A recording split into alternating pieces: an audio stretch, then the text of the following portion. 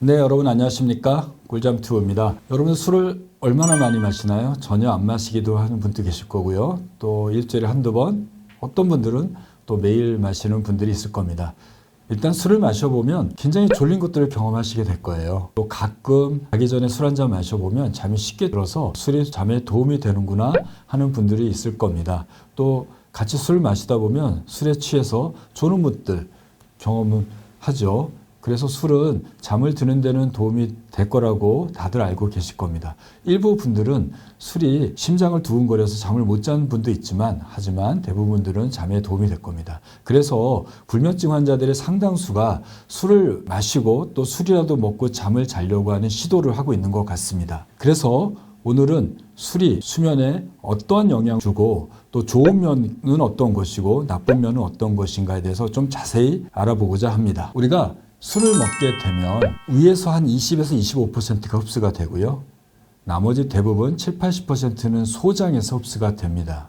그리고 흡수된 술은 간에서 대부분 대사가 돼서 배출되게 돼요. 약 2 내지 10% 정도는 우리가 숨 쉬는 호흡을 통해서 배설되고요. 소변이나 땀으로 배출됩니다. 알코올은 휘발성이니까 우리가 숨 쉬면서 나갈 수도 있는 거죠. 또 열심히 뛰게 되면 땀으로도 배설됩니다. 일단 술을 마시게 되면, 즉 알코올을 마시게 되면 약 80%는 알코올 디하이드로게네즈라고 하는 효소에 의해서 아세트알데하이드라는 물질로 변화가 됩니다. 이 아세트알데하이드가 우리의 숙취를 일으키게 되죠. 이게 뇌도 전달돼서 뇌도 좀 어지럽게 하고 사람을 취하게 하는 물질이 아세트알데하이드라고 얘기를 하죠. 그리고 간에서 이거를 처리하는 속도에 따라서 술이 센 사람과 술이 덜 센 사람으로 구분이 된다고 합니다.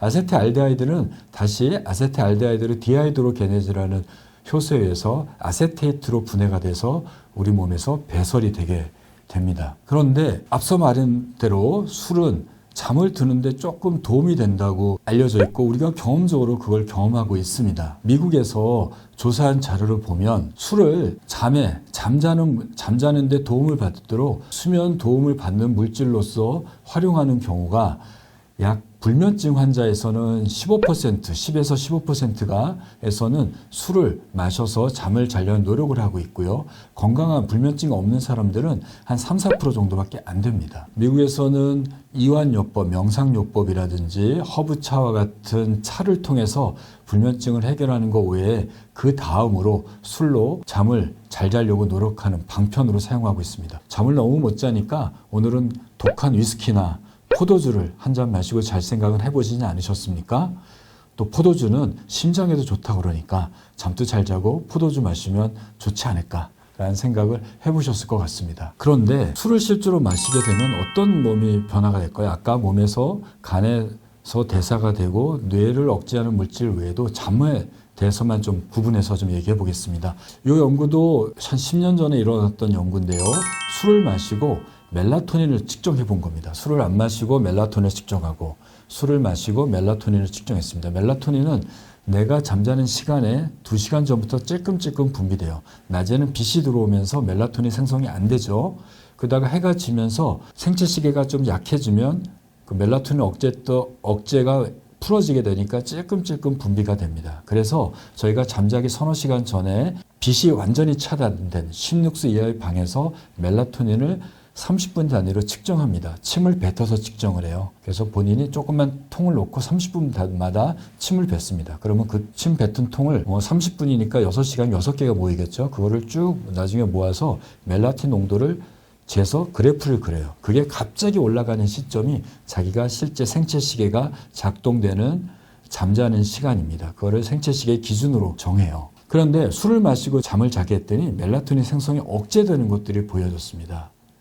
술을 마시고 30분 지나게 되면 멜라토닌이 생성이 술을 안 마셨던 분에 비해서 약 한 20, 30%가 생성이 안 되는 걸 보여줍니다. 술은 간으로 대사되면서 멜라토닌의 생성을 차단하기 때문에 잠에는 나쁜 영향, 즉 멜라토닌을 통해서 우리가 잘 자야 되는데 생성이 적어지니까 잠을 유지가 어렵습니다. 우리가 아세트알데하이드를 먹게 되면 뇌가 좀 억제가 돼요. 그러니까 또 가바가 활성화됩니다.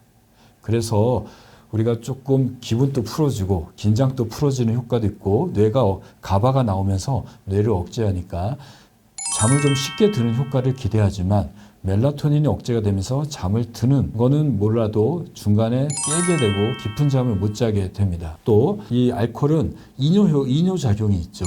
그래서 소변을 많이 만들기 때문에 자다가 소변보로 깰 수밖에 없는 상황을 만들어서 중간에 깨는 효과를 초래하게 됩니다. 그래서 정리하면 이 표로 정리해 줄 수도 있을 것 같아요. 우리가 술을 마시게 되면 잠은 좀 빨리 드는데 도움이 된다고 알려졌습니다. 약 10분 이상 잠드는데 빨라진다고 얘기를 하고 있습니다. 그리고 두 번째 좋은 점은 깊은 잠 양이 초반에 늘어납니다. 우리가 깊은 잠은 20% 정도 차지하니까 1시간에서 60분에서 90분 정도가 깊은 잠의 양인데 그 잠이 조금 늘어납니다. 근데 언제 전체가 늘어나는 게 아니라 첫 번째, 두 번째 사이클에서 조금 늘어납니다. 이 두 가지는 좋은 점입니다. 하지만 나머지 지금부터 말씀드린 내용은 수면에 방해하는 효과를 초래합니다. 나쁜 점 첫 번째는 중간에 깨게 합니다. 아까 이뇨작용도 얘기해 드렸고 멜라토닌의 분비가 적어지는 것 때문에 중간에 자주 깨는 일을 초래하게 됩니다. 두 번째는 꿈꾸는 잠의 양을 늘립니다. 꿈꾸는 잠이 늘어나게 돼서 우리가 술을 마시게 되면 꿈을 많이 경험하게 되겠죠. 꿈꾸는 잠은 얕은 잠입니다. 얕은 잠이 늘어난다는 얘기죠. 그리고 수면의 사이클, 우리가 얕은 잠, 깊은 잠, 꿈잠으로 구성되는 이 수면의 사이클이 하룻밤에 정상적으로 했을 때 4번에서 6번 정도 반복되는데 이 사이클이 1번에서 2번을 줄여주는 결과를 초래해서 이 사이클에 붕괴가 일어나게 돼서 수면의 질을 떨어뜨리게 됩니다. 전체적으로는 수면 시간이 줄어들고요. 그리고 꿈꾸는 잠이 늘어나고 중간에 자주 깨는 일을 초래함으로써 일부 항목, 즉 잠드는데 빨리 들고 깊은 잠의 양이 조금 늘어나는 효과는 기대할 수 있지만 전체적으로 수면 시간의 부족과 얕은 잠, 특히 꿈꾸는 잠이 늘리는 거, 중간에 깨는 것들을 일으킴으로써 수면에는 나쁜 결과를 초래합니다. 이 외에도 더 안 좋은 거는 술은 내성과 의존성이 있습니다. 내성이라는 거는 같은 효과를 내기 위해서는 약이나 이런 술의 농도를 점차 늘려야 되는 거죠. 이 이유는 간으로 대사되기 때문에 그렇습니다. 우리가 어떤 약이 들어오면 간의 화학공장, 사이토크롬 P450이라는 화학공장에서 처리가 되는데요. 처음에는 생소한 거니까 기계가 천천히 돌아가요. 그거를 충분히 학습하고 처리하는 기술을 연마하는 거죠. 그런데 이제 연마가 끝나게 되면 굉장히 빠른 속도로 처리하게 됩니다. 그러니까 이런 내성이 생기는 약인 술은 먹으면 같은 이 공장에서는 처리 속도가 너무 빨라져요. 효과를 내기 위해서는 잠을 빨리 드는 효과를 내기 위해서는 술을 늘려야 됩니다. 그러니까 술을 점차 늘려야 되고 또 수면제도 같은 이런 내성이 있어서 농도를 점차 늘려야지 같은 효과를 보이게 됩니다. 두 번째는 의존성이 문제가 생기는 거죠. 의존성이라는 거는 먹다가 끊으면 괜찮은 것이 아니라 먹기 전의 상태보다 더 나쁜 상태로 돌아가는 겁니다. 금단 현상이 생기는 걸 말합니다. 술도 술꾼들이 술을 못 끊는 이유가 금단 현상, 의존성 때문에 못 끊지 않습니까?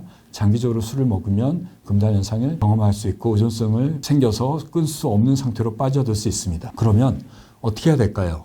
술을 무조건 안 먹어야 될까요? 일반적으로 우리가 술에 도움이 될 수 있는 정도로 허용한다면 한 잔 정도를 허용합니다. 한 컵입니다. 소주 한 사발이 아니고요. 소주 한 컵, 작은 한 컵, 맥주 한 컵 정도고 와인도 우리가 레스토랑에 갔을 때 따라주는 한 잔 정도의 양을 허용합니다. 그 정도는 술을 드시면 우리가 잠드는데 조금 빨리 들고 깊은 잠 늘리는 정도의 혜택은 얻을 수 있지만 나머지에는 영향이 그렇게 적은 거라고 알려져 있습니다. 그리고 술은 매일 드시면 안 됩니다. 정리하면 술은 적은 용량 한 잔 정도의 양으로 가끔 일주일에 한두 번 정도는 수면에 도움을 위해서 허용할 수 있지만 그 이상의 높은 농도나 많은 양을 습관적으로 드시는 것들은 술의 의존성도 만들지만 수면의 질과 자주 깨서 수면의 질을 나쁘게 하는 영향을 초래함으로 정리할 수 있을 것 같습니다. 잠을 자기 위해서 술을 찾지 마시고요. 규칙적인 수면 습관을 유지하시고 낮에 많은 활동을 취하시고 자기 전에 뇌와 우리 몸이 쉴 수 있도록 한 1시간 정도 스마트폰을 멀리 하시고 또 긴장을 풀 수 있는 이완이나 명상 또는 책을 읽는 것들을 습관을 기울이시기 바랍니다. 더 중요한 거는 자고 깨는 건 어떠한 상황이라도 일정한 시간을 유지하시는 게 중요할 거라고 생각해요. 오늘 또 이 방송을 통해서 꿀잠을 취하시기를 기원하겠습니다. 감사합니다.